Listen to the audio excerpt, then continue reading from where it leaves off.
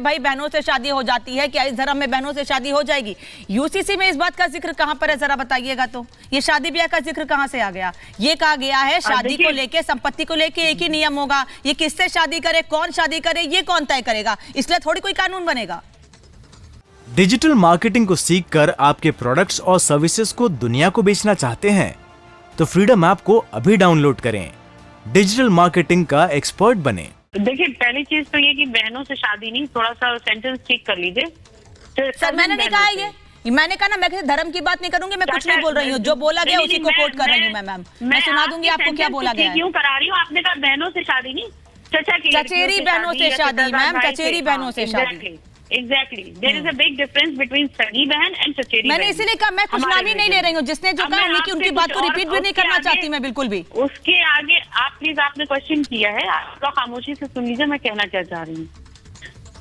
उस सेंटेंस को तूल ना दे करके उनका मकसद ये था कि अगर किसी एक कम्युनिटी में इस तरीके से विवाह होता है, दूसरी कम्युनिटी में दूसरी तरीके से विवाह होता है, तो जब कॉमन सिविल कोड लागू होगा या यूनिफॉर्म सिविल कोड लागू हो तो क्या ये वाला इधर जाएगा मामला या वो वाला इधर आएगा? उनका कहने का तात्पर्य ये था। पहली चीज। मैं दूसरी बात ये करना चाहती हूँ कि जब बार बार ये बात, अभी हमारे दो साथी यहाँ पर बैठ के जो ये यूनिफॉर्म सिविल कोड को अपोज कर रहे हैं और उनके साथ मैं भी हूँ यहाँ पे, कि क्या अगर यहाँ पर धार्मिक चीजों से छेड़छाड़ होनी है तो क्या उसमें उस पर्टिकुलर कम्युनिटीज के या जो भी और कम्युनिटीज हैं, चाहे वो मुस्लिम हो या हिंदू हो, बौद्ध हो, ईसाई हो, पारसी हो, सिख हो, जो भी, उनके धर्म गुरुओं के साथ क्या वार्ता नहीं होनी चाहिए? बैठ के उनके साथ डिस्कशन हो कि कहाँ पे किस क्लॉज में क्या गुंजाइशें निकल सकती हैं। कॉमन सिविल कोड लागू हो, बिल्कुल देश हित में हो रहा है तो हम सब साथ हैं, लेकिन उन क्लॉज पर जरूर ध्यान रखना हो, क्योंकि आप समझ सकते होंगे कि अगर खाली हम मुसलमानों की बात करें यहाँ पर, उसके लिए कहूँ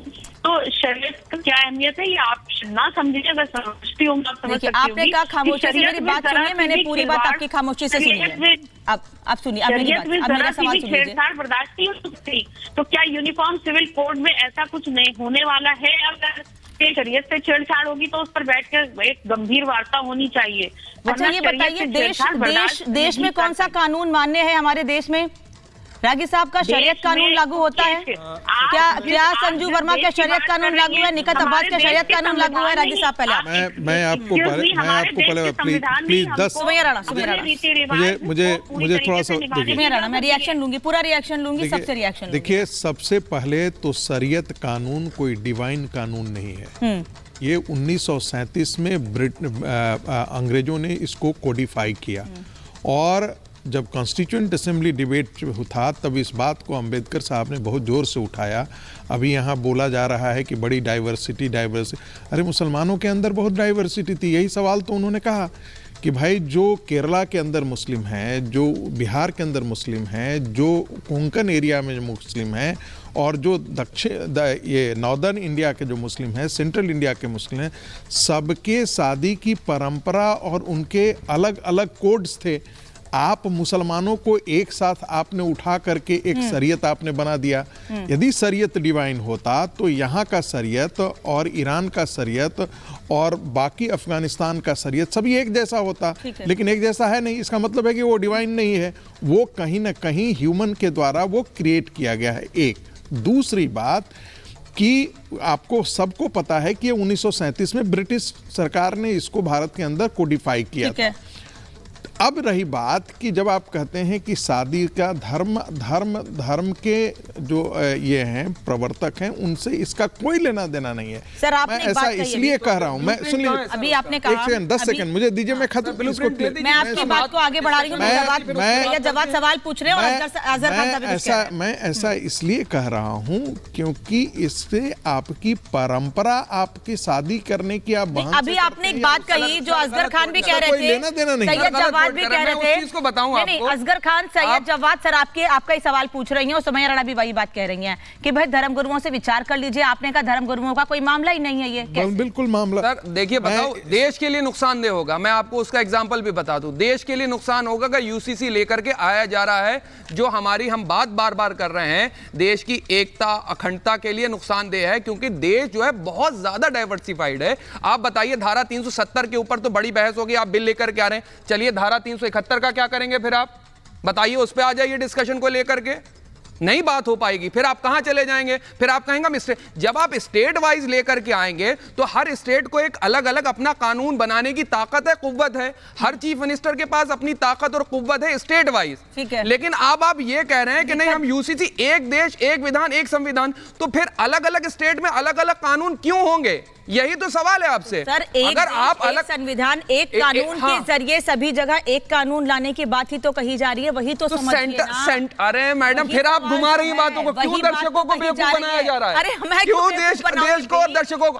अरे आप बताइए। अच्छा सुनिए, अरे सुनिए, बड़ा इंटरेस्टिंग, बड़ा इंटरेस्टिंग। 10 सेकंड दे दीजिए। निखत अब्बास बात तो वही कह रहे हैं ना। 10 सेकंड दे दीजिए, मैं आपसे बता रहा हूं। मैं यही कह रहा हूं, भारतीय जनता पार्टी की बीजेपी सरकार जो है, आप गुजरात के अंदर लगातार 27 साल से 5 साल और, ठीक है, आप लेकर के आते, फिर आप मध्य प्रदेश में भी आपकी लगातार सरकार, एक स्टेट में, अरे एक स्टेट में आप ये कह रहे हैं कि शराब पीना जो है वो इलीगल है, दूसरे स्टेट में कह रहे हैं जायज है, तो फिर ये अरे आप समझना नहीं चाह रही हैं सर। नहीं, आप समझना नहीं चाह रही हैं। अरे भाई, मैंने असगर साहब से भी यही समझने की कोशिश की कि यूसीसी क्या है। भारतीय जनता पार्टी कंफ्यूज है। निखत अब्बास, क्या है यूसीसी? ये कह रहे हैं अलग अलग प्रदेशों में अलग अलग कानून है, तो आप कैसे यूसीसी लेकर आ जाएंगे? कैसे यूसीसी का जिक्र कर सकते हैं? निखत अब्बास, देखिए, यूनिफॉर्म सिविल कोड एक ऐसा कानून है जो पूरे असगर खान साहब आ रही हूँ सर, आ रही हूँ बस। अभी निखत अब्बास जुड़ी है, उनका रिएक्शन नहीं लिया है, उनसे ले लूं रिएक्शन, फिर आपके पास आ रही हूँ पूरे सम्मान से सर, आपके पास आ रही हूँ बस। हाँ, थैंक यू। यूसीसी एक ऐसा कानून है जो पूरे देश के लिए संवैधानिक रूप से लागू होना चाहिए, चाहे वो किसी भी धर्म से हो, किसी भी जाति से हो, कोई भी जेंडर का हो, उससे कोई फर्क नहीं पड़ना चाहिए। पहली बात। दूसरी बात, यहाँ पर मेरी कुछ पैनलिस्ट भाई बहन ये बातें रख रही हैं कि डाइवर्सिफाइड कल्चर है, उसको आप कैसे बाइफिकेट करेंगे कि कौन से कल्चर को रहने देना और कौन से कल्चर को नहीं रहने देना। मेरे भाई, डाइवर्सिफिकेशन में और क्रूअल्टी में जमीन आसमान का अंतर है। नमाज किस प्रकार पढ़ी जाती है ये कोई किसी को नहीं बता रहा। कोई नमाज करता है, कोई आरती करता है, वो एक डाइवर्सिफाइड कल्चर है। पर एक धर्म को सिर्फ एक शादी अलाउड है, दूसरे धर्म को 4 शादियां अलाउड है। महिलाओं की जिंदगी को कर देना अलाउड है। गोवा के अंदर जाके देख लीजिए क्या है, गोवा के अंदर देख लीजिए क्या, गोवा के अंदर एग्जांपल देते हैं कि यूसीसी का कानून वहां पे, माफ करिएगा, वो यूसीसी नहीं है, वो पोर्तुगीज लॉ के अकॉर्डिंग है। वहां पर हिंदू आदमी को भी दो शादी करने की इजाजत है। वहां पर जरा पब्लिक का रिएक्शन सुना दूं, एक हिंदू शख्स को भी 2 शादी करने की इजाजत है। इसमें है, कहाँ है? आप पढ़िए ना, गोवा के अंदर देखिए ना। अरे सर, अब देश की बात कीजिए, अभी पूरे देश की बात कीजिए, जहां, अरे भैया, गप-गप और कड़वा, अरे मेरी बात समझिए, पूरे देश की बात कीजिए, इसलिए ये कानून लाया जा रहा है सर, इसीलिए ये कानून लाया जा रहा है। यूसीसी का मतलब यही तो है, जिस बात का जिक्र निखत अब्बास ने किया, निखत अब्बास ने जिस बात का जिक्र किया, अरे रुक जाइए, निखत अब्बास यही तो कह रही है ना कि एक धर्म में 4 शादियां अलाउ है। उस जो कमियां हैं, जो खामियां हैं, उसको इस कानून के जरिए दूर करने की कोशिश की जा रही है। डिजिटल मार्केटिंग को सीखकर आपके प्रोडक्ट्स और सर्विसेज को दुनिया को बेचना चाहते हैं तो फ्रीडम ऐप को अभी डाउनलोड करें, डिजिटल मार्केटिंग का एक्सपर्ट बनें।